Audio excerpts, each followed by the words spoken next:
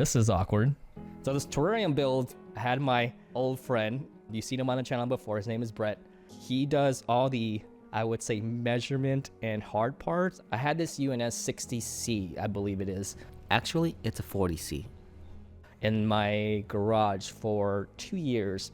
It had like a little cracked rim, and I was afraid to put water in it. When I came across Lang DIY, he had this terrarium rainfall build that was super inspiring. Ferns are extremely hard to keep. I let Brett take over a lot of the projects so I can film, because a lot of times when you're filming yourself and trying to do a project, it'll take exponentially way longer and it's not as fun. That's what I did last weekend with Tanner. Dude, I was wondering that. I'm like, they didn't give us our rice, but I didn't press the issue. It was easier for me to film while he kept on working on his stuff. And so I let him get into the zone, O'Reilly Auto Parts. So when I started building this, Brett, he recommended we go out to Cape Flattery, which is the most northwestern point in the United States.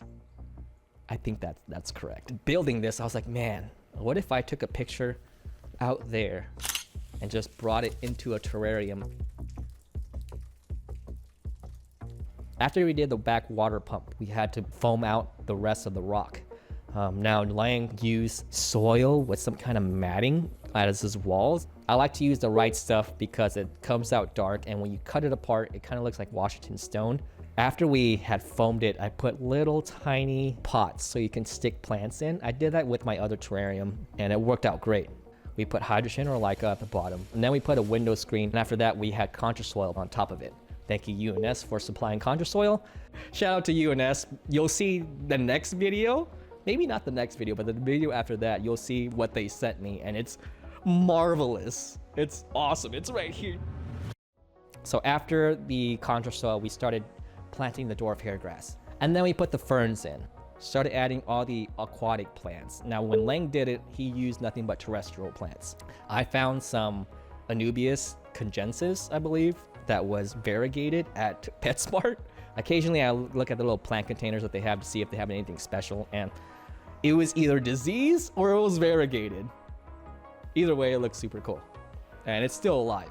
So this is my attempt to keep ferns as long as I could. Now I have a plan to totally tattoo a big old fern on my right forearm, but that's neither here nor there. If you're watching Double Helix art, I'm ready. We found some Mopani driftwood, perfect for the scape, because if you watch my older builds, a lot of my scapes are tree trunks, and I found some branches in the back. One's growing a mushroom. I'll show it to you. I'll show it to you. After we had planted, we started building the frame around it, because the bottom, I would say 3 inches or so, it's nothing but the drainage layer, and you don't want to see that. Brett went to Home Depot, got some wood, made a frame for it. We got a stain called Kona, which is so awesome. The stain is called Kona. I love Hawaii. And then we painted that, and it turns out to be black, and it matches the stem that we got for it, which is very beautiful. So at first, to make the rain holes, we used a drill, and the drill pretty much caused a flood. Terrible idea, so I used a soldering iron with a very, very tiny tip. Version 2 would be a lot better. We duplicated the parts, so I mean, now we have 2 of them. I keep looking this way because I'm staring at it. I'm sorry if I'm not looking at you guys, but I'm looking at the tank. We let it sit for, I want to say 2.5 weeks. Rain comes 3 times a day. I set it for right before the lights turn on, in the middle of the day, and an hour or 2 before the lights turn off. It comes on 2 minutes at a time, just enough to flood the top and get a nice trickle of rain. As soon as we realized the dwarf hairgrass wasn't taking it at all, kind of ripped it out and then put baby tears in. Baby tears took off immediately. They just love this highlight. They love the wet substrate. It's just soaking because it rains 3 times a day. It's a rainforest. It rains more than Forks. You can't really hear it or anything. All you hear is the pump, but in my head, I hear rain splatter. Cue audio. So that brings me to Cape Flattery. Building this and then going back out hiking again, which I haven't done in a very long time. I thought about the build the whole time, getting to our final destination, seeing something I've never ever seen before, just mountains of rocks in the middle of the sea. It was just a beautiful sight. For my next build, UNS sent me some awesome things. Also, I have a salt water tank. A salt water. I don't know. It just feels good to be back. Lang, thank you so much, man. I don't know you. You don't know me, but you inspired me to get back here, especially Brett. Brett's been on my ass for 9 months asking me to get on YouTube again. Hang in there. While I make content, it's not all going to be about fish, which a lot of this is because I got a new shrimp tank. I got 2 shrimp tanks, and I got a saltwater freaking aquarium. I'm so excited.